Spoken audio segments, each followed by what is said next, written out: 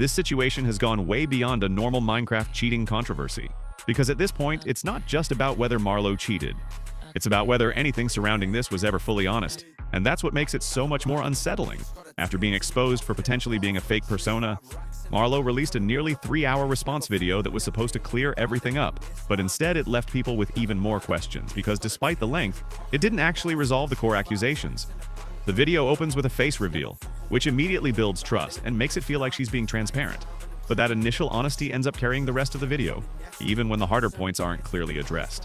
One example people point to is the montage explanation, where Marlow admits that some clips were recorded at lower tick rates for entertainment purposes, which on its own isn't necessarily proof of cheating, and those specific clips weren't even used as evidence against her.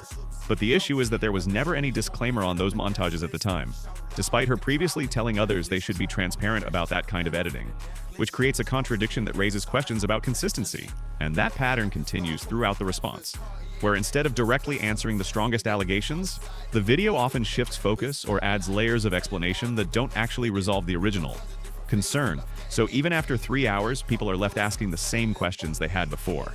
The situation with Aximity makes this even more complicated, because he was one of the first people to seriously expose Marlow, yet in the response video, instead of immediately addressing his claims, Marlow brings up unrelated past allegations about him, including accusing him of actively swatting people years ago, which reframes how viewers see him before they even evaluate his evidence. And then shortly after Aximity released his expose video, he was doxxed, which is a serious escalation and adds another layer of concern to an already tense situation. On top of that, the identity defense itself relies on the idea that this was all part of a long-term impersonation setup involving fake accounts and fabricated messages. But the way that argument is structured makes it very difficult to disprove, because any conflicting evidence can just be labeled as part of the setup, which makes the explanation feel less like a defense and more like something that can't be challenged. There are also moments where real harassment is shown, which is obviously unacceptable. But placing those moments right next to the cheating allegations creates a situation where criticism starts to feel like it's part of that harassment, which can discourage people from questioning the claims further.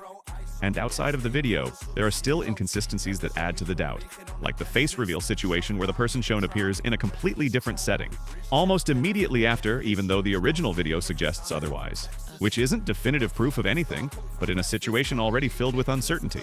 It contributes to the overall feeling that things don't fully add up. Anyways, I hope to see you guys in a future video. I had to upload this as the situation is crazy and I didn't have time for a full effort video right now.